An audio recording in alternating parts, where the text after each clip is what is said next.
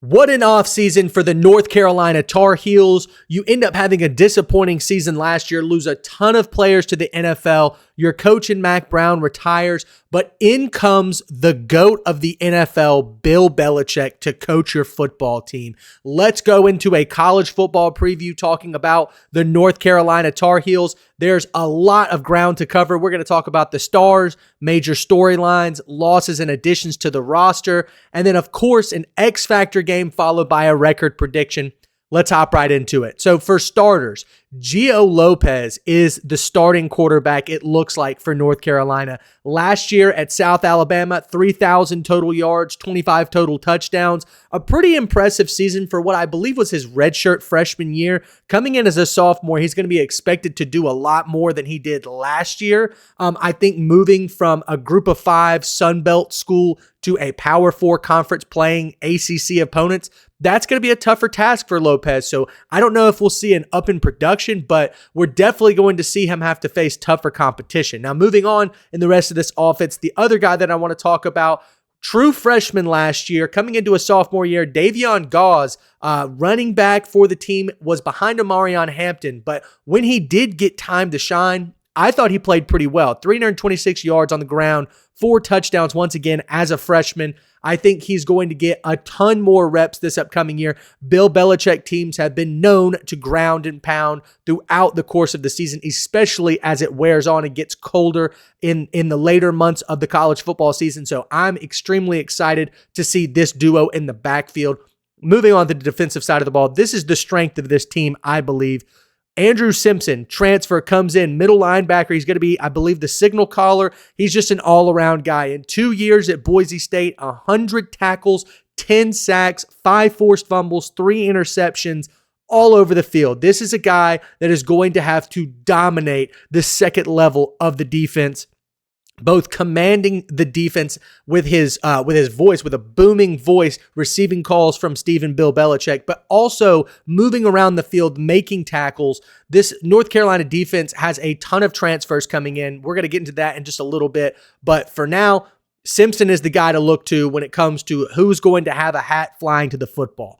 Moving on in the secondary, Marcus Allen, a returner from last year's team, one of the rare returner players from last season, started most of the games last season. I think all of them, as a matter of fact, but 2 interceptions, 4 pass deflections, arguably the best corner on the team. Now, there's a couple of transfers coming in at the cornerback position that you could maybe see becoming one of those guys. I'm talking about guys like Thaddeus Dixon, but for now, I'm going to lean on Marcus Allen as CB number 1. But now let's hop into a few of the major storylines. Number 1, of course, Bill Belichick. I mean, what do we expect this year from the GOAT of the NFL? This guy has never coached a college football team. Now, to an NFL or moving from the NFL to the college football, facet might seem a little juvenile or euphemized, but let me tell you what, there are tons of coaches that have gone from the NFL to college football and fell flat on their face. They're not used to having to deal with guys that are 18, 19, 20 years old, making a lot of stupid mistakes, not taking things seriously. For a lot of these North Carolina players, this college football or just football in general will not be their livelihood. How seriously are they going to take it? In the NFL, you're all adults expected to come in like a job. It is a job, and perform. Can the same be said for the 100 and so players on this North Carolina roster, or 80-something players on this North Carolina roster? Not necessarily. So how does Bill Belichick handle that? Not to mention, Mack Brown kind of left this program not in shambles, but tons of talent goes out the door. 50 outgoing transfers, 50 incoming transfers. So this is almost a completely new roster. So how does Bill Belichick, in his first season of college coaching with an entire new staff, handle 100+ new players that they've never had experiences with? I guess we'll see. That's what everybody's going to be paying attention to. So now let's talk about the major losses and additions to this roster. First up, the losses. Omarion Hampton is the guy that everybody talks about when you think about North Carolina from last season. 2,000 scrimmage yards. Everybody saw the picture of him in the offseason standing next to Jim Harbaugh. This guy is an absolute unit. 17 total touchdowns. Then defensively, they lose quite a few major players. Power Eccles, linebacker, tied for most tackles on the team, 76 tackles, 6 pass deflections. Bo Atkinson, edge rusher, he transfers to Ohio State, 7.5 sacks last year, moving up in the ranks of college football. And then Amari Campbell, also transferring to the Big Ten, this time to Penn State. Again, 76 tackles, 6.5 sacks. You lose the vast majority of your tackles from last year, as well as your sack production. Major losses there for North Carolina. And then last but not least, a guy that's kind of not necessarily an experimental guy, but somebody that I view as an NFL prospect, Howard Sampson, offensive tackle, transfers to Texas Tech. He gets some of that oil money. I believe he is or will be an NFL prospect. He's 6'8" and looks like a mammoth of a man. I am excited to see what he's got going on at Texas Tech, but once again, losing one of your starting tackles, not a good look for North Carolina. But now, moving on into the additions to this team, there are 3 major ones that I want to talk about. One of them, actually 2 of them, I've already mentioned. Number 1, Andrew Sampson. Like I said, tons of production on the field at Boise State, a playoff contending team. That's exactly what he's expected to do here at North Carolina. And then a couple other guys that I want to talk about, Kamori House and Thaddeus Dixon. I already mentioned Dixon, but these are both guys that come from Washington, which is where Bill Belichick's son and North Carolina defensive coordinator Steve Belichick came from. He comes from Washington. He pulls a few of his players. These are 2 guys that are going to end up being starters. Now, Thaddeus Dixon played in 28 games at Washington, 16 pass deflections in the last 2 seasons. Kamori House played all 12 games last year for Washington as a true freshman, I believe. So, once again, instant impact guys on this defense that are going to have to make an immediate return on expected value, I guess. You're going to have to see them perform instantaneously. Now, I've also talked about guys like Gio Lopez that are coming in, but the immediate impact transfers, I believe, are going to come on the defensive side of the football. Couple more storylines I want to talk about. Number 1, defensive overhaul. Like I said, these 3 guys are just a few of the many transfers that have come in. The Tar Heels are probably going to have 7 or 8 new starters for this upcoming season, and then 8 or more rotational players that have transferred in. Steve Belichick, Bill Belichick are going to be introducing a new system to this defense, or a new defensive system to this team. How do they respond to that? I mean, it's really not that hard to introduce a new system with a bunch of guys that come in from other programs, right? No, it absolutely is extremely difficult to try to get everybody on the same page. And so North Carolina was below average defensively last season. Will they be the same with another ACC type schedule? Probably, but maybe they make some improvements because Steve and Bill Belichick are both defensive gurus. Last storyline I want to talk about before we get into our record prediction. The offseason distractions were all over the place. Like I've already said, Mack Brown leaves. He retires. It was pretty much the writing on the wall that he was going to get quote unquote fired, if this was 10 years ago. But he leaves the program. That's enough distractions for a team because that results in a ton of transfers in and out. In comes a new coach. Any new coach, again, lots of offseason distractions, but this one is Bill Belichick. How does this team respond to all of these offseason distractions? In my opinion, the only way that they're going to succeed is by pushing out all of that noise, which is what Bill Belichick has preached over and over and over again. Last but not least, of course, I'm not going to get into the lifestyle choices of Bill Belichick and talk about his girlfriend, but I am going to flatly say that that was an offseason distraction. The CBS morning interview about his book and his girlfriend sitting on the side and trying to monitor the situation. Apparently, there were rumors that she had been banned from campus. Then North Carolina had to make a statement that she wasn't.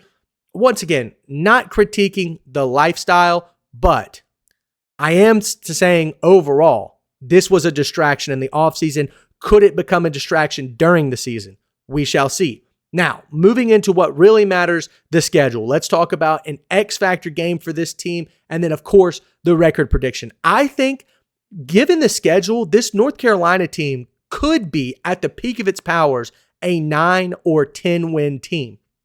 However, lots of moving pieces cause a lack of continuity and consistency, and the talent level may or may not be there. So I think the big gauge to measure whether or not this North Carolina team is all about it is versus TCU at the beginning of the season, week 1.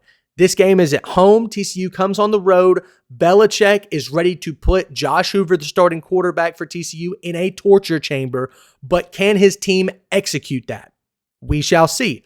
That's why I think this is the tone-setting game, the X-Factor game for the rest of the season. Let's see how it plays out. Now let's hop into the record prediction. So what do I think is going to happen in week 1? Well, Sonny Dykes has been in college football for years and years and years and years. I think he's a great coach. This is a good TCU roster that is expected to compete for a Big 12 championship. And I think they are outclassed, or they outclass North Carolina. This is a loss for the Tar Heels to start the season, but then a few weaker opponents to kind of rebound off of at Charlotte, at UCF, and home for Richmond. Those 3 programs also are going through major changes, especially Charlotte and UCF. New coaches, and the rosters do not compare to North Carolina's. So 3 straight victories there for the Tar Heels. 3-1, and it looks like Belichick is finally rallying the troops to prepare for a home game versus Clemson. Now, if Clemson is not ready for this game, sure, North Carolina can jump all over them, but Dabo Swinney, once again, one of the best coaches in college football. The offense is probably the best that it's been since Trevor Lawrence was there. And overall, I think Clemson outclasses North Carolina at almost every single position. Even though it's at home, I'm going to give them the loss there. Clemson takes the W, so 3-2, moving into at Cal. I've said it in a bunch of my other preview videos. East Coast teams traveling all the way to the West Coast, it's hard for them to win. I guess it has something to do with the time, maybe the jet lag, so on and so forth. I think Cal has some major problems with their roster this year. They have a ton of transfers that left in the offseason, but I think by about this point, both of these rosters will be on the same level continuity-wise, and because this is the home game for Cal, I think they can pull off the victory. Now, would I be shocked if North Carolina won this game? Absolutely not. But for now, I will give them an L. So 3-3, moving into a home game versus Virginia. I made a preview about Virginia earlier. I think that they've gotten their quarterback situation possibly right, but it's really hard to come in and play on the road against Bill Belichick. I mean, we've seen it for years in the NFL. There's no reason for me to believe that this defense can't get some things right by game number 7. Dub for North Carolina at Syracuse. I think that's a loss. Fran Brown is going to have his troops rallied up to play against North Carolina. This game is in a dome.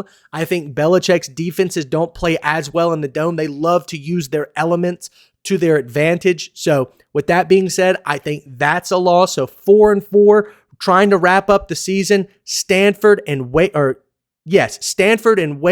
4 games left. I think those both are W's. At Wake Forest is not really a road game. It's just down the road in North Carolina. Stanford at home. Once again, both of these teams going through major continuity changes with new coaches. Frank Reich might not even be there by that point because they've hired a new coach at Stanford. I think Belichick can take advantage of both of those.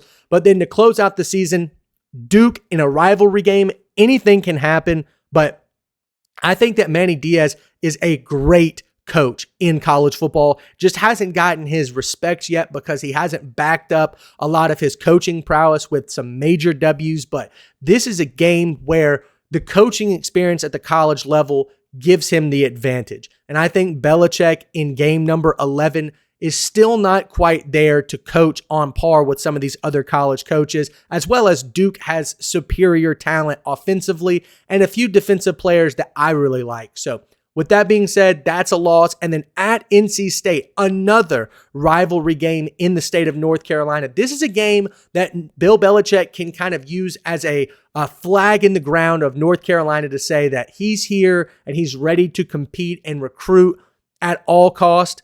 I just don't think he can get it done. Once again, North Carolina State going through a lot of changes themselves, But because this game is on the road in kind of a hostile environment in a rivalry game, I don't think Belichick is quite up to the task yet. Neither is this roster. So a loss there. 6-6 is my record prediction. Now, like I said, this team could go 9-10 wins. I mean, Clemson is really the only game where they are fully outclassed. I mean, TCU, I think they can compete at home. Duke, they can compete. North Carolina State, they can compete. Even Syracuse and Cal on the road, I think those games are winnable. But I think the lack of continuity and experience of Belichick, this staff, and this roster is going to be the undoing of this team. So that's my record prediction in college football preview for North Carolina. Let me know what you think of that in the comments. Be sure to like and subscribe as well. Thank you all so much for watching, and we'll see you next time.